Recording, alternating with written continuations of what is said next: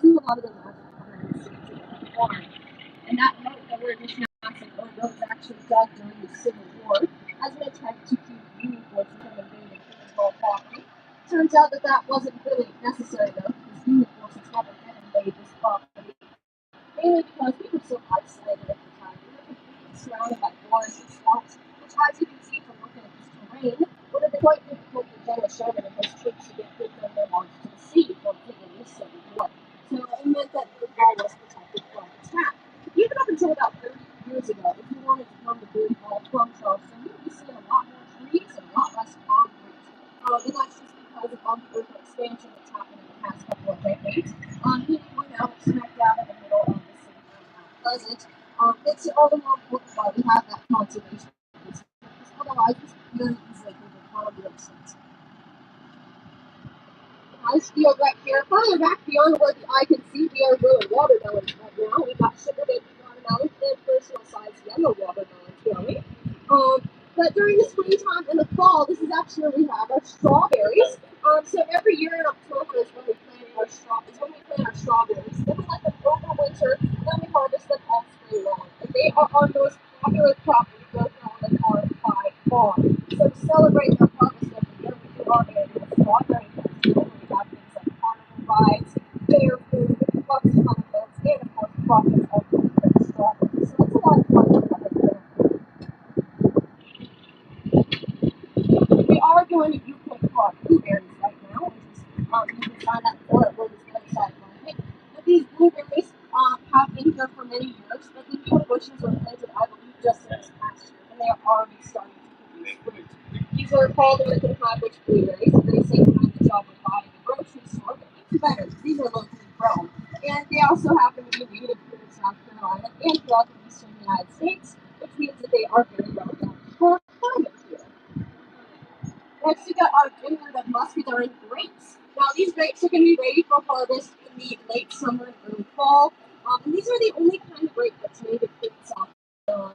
They are very popular with locals. We love to eat them fresh, make them into jam, and even make them into a sweet wine. There's lots of different varieties of these grapes. But the main ones are either yellow, beautiful golden yellow, or a deep purple color. And they are known for their very sweet flavor and their unique health benefits. You all can see that these grapes are just starting to be formed. You can see that beautiful golden yellow color already starting to come out.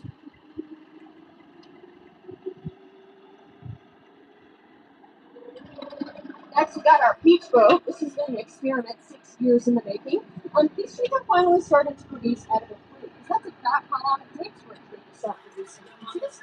So we've planted several different varieties of peach trees here to see which kinds that grow best in our coastal soils. Because they typically prefer more open climates, like the upper parts of South Carolina. And we planted these in honor of the McRae family, who were originally peach growers from North Carolina.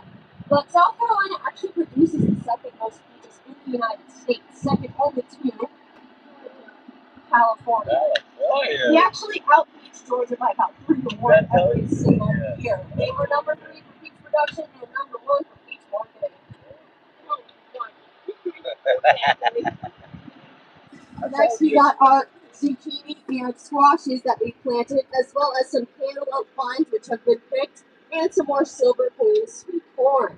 We've also planted some flowers like zinnias and sunflowers, or you can pick cut flowers, and they also help our pollinators as well. Just like I mentioned, we do have honeybees that we raise here on the property, but there's plenty of other different kinds of insects that live here naturally to help us pollinate our crops. Anything from bees to butterflies to even some kinds of wasps can help us pollinate our crops. And so we need to protect them, because if we didn't have our pollinators, we would not have any food to eat. In this section of the field, y'all can see we've torn up that plastic netting. I believe we'll be giving it a break for this growing season. We do typically like to either give our soil a break or use a cover crop just to prevent erosion. We just don't want to grow the same crops in the same pattern over and over. Actually led to the great possible of the 1930s. So this concludes the farm part of our farm and nature tour. I would encourage y'all when you go home to wherever y'all live that you go and support your local farmers. Farming is a dying profession here in the United States, which is especially concerning because we need farmers if we want to have food on our tables. So I would highly encourage y'all to buy local produce, go to farmers markets, or even just get to know your local farmers. Because anything y'all can do to help bring awareness is absolutely fantastic.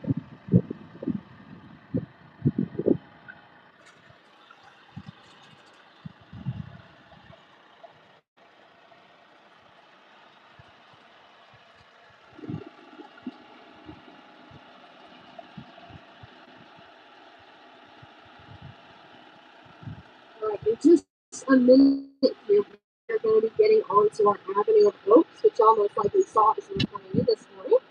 All of those oak trees that y'all are going to see on that avenue were planted back in 1743 by Thomas Boone. Now, he was the son of John Boone, the original owner of this property. If y'all would like to learn more about the Boone family or any other owners throughout our history, we do have a Boone Hall Owners Talk that happens throughout the day. So these trees, since they were planted in 1743, they are nearly 300 years old now. So they have seen all of the United States history, and they have even survived many hurricanes throughout that time, including Hurricane Theo, one of the most devastating hurricanes in South Carolina, if not the most. He took out pretty much the entire pecan grove, thousands of trees, and yet he only killed one of these historical oak trees. So it goes to show how well adapted these guys are to our climate. These are called southern live oaks. The South is the only place in the world that they live. So they're very well adapted to this climate. Y'all can see they have these big swirling branches, which not only look beautiful, but they also help dissipate the force of hurricane winds as they blow through the treetops. They also tend to prefer growing out instead of up, and again, that just gives them their stability. But the most important tool that they have against hurricane damage is their roots. They're really big and strong, and all the roots of these trees also connect under the ground. So that really acts like an anchor and holds them down even during the toughest of storms. It also lets them exchange water and nutrients. All in the branches of these trees, you can see we have plenty of Spanish moss. Spanish moss is a very misunderstood plant. A lot of people think that it's a parasite, when in reality, it's not hurting the trees at all. It just gets its nutrition in sunlight and humidity in the air. It's also a misnomer because it is not from Spain, and nor is it a moss. It is a flowering plant, a member of the pineapple family.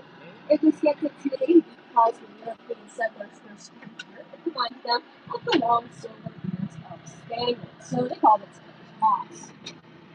You can also see all over the streets there's some beautiful green ferns growing. Again, these are completely harmless to the tree. But just a couple of weeks ago, we were having a drought. This is not all those ferns were shriveled up at the side. And as soon as a nice rain hit, they were able to rehydrate themselves and come right back to life, which is where they get the resurrection part. August up here to the left, where Thomas Boone and his wife Mary are buried. There's a great tomb underneath his bush, and his family is buried on the property. It's the avenue. He is the only member of the group.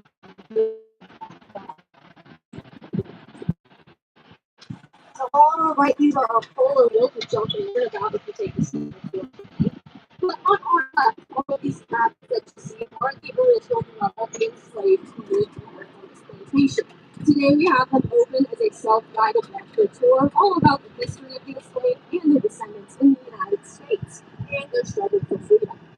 So make sure that y'all this tour not only do you learn that, but it's also help you feel involved, honor, and respect the lives of the people that lived and worked on plantation throughout the South, making their owners receiving absolutely nothing in return.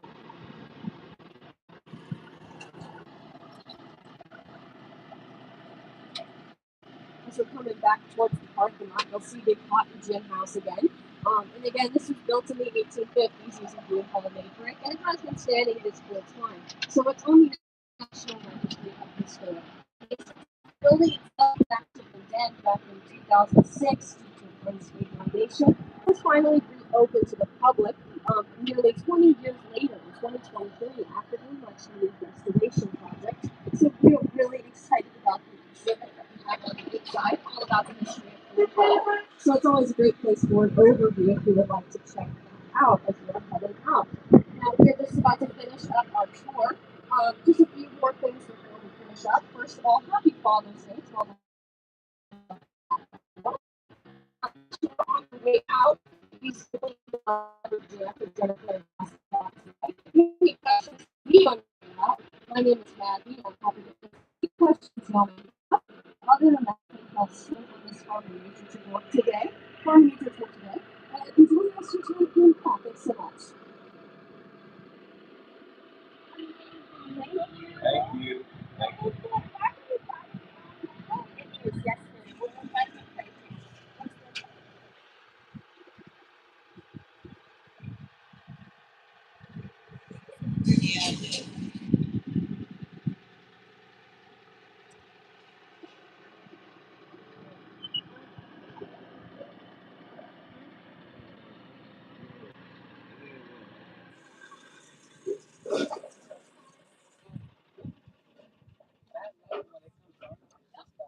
Oh, that's good.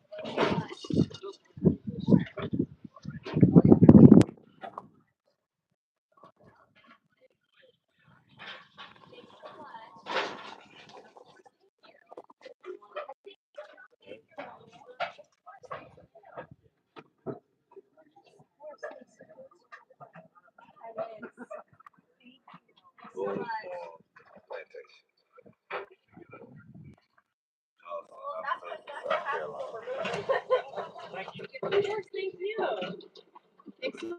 Thank you. Beautiful tour. Yes. Beautiful tour.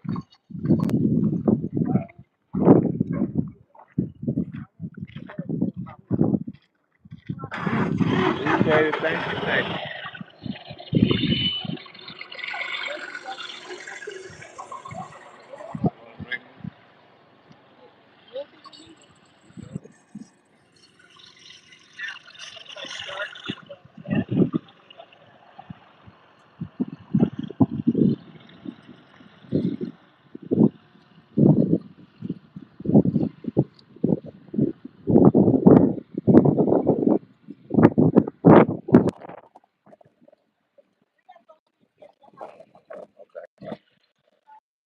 Go on schedule a tour of the big house. Welcome to my first live stream. Introduction to the streaming world. Make sure y'all like and subscribe. True2Jrue.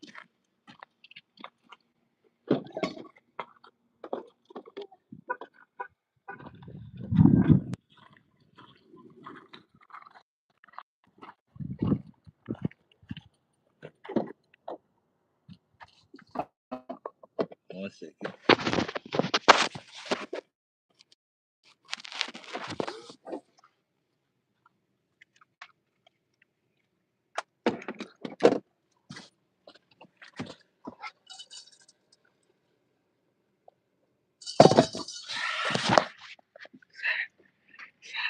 It's hot out here in South Carolina.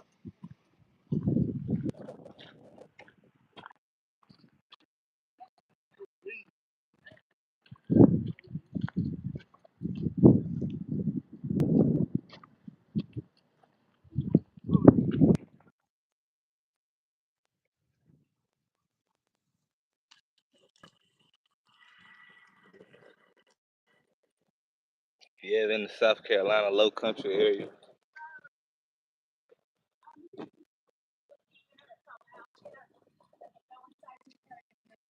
Thank you, thank you.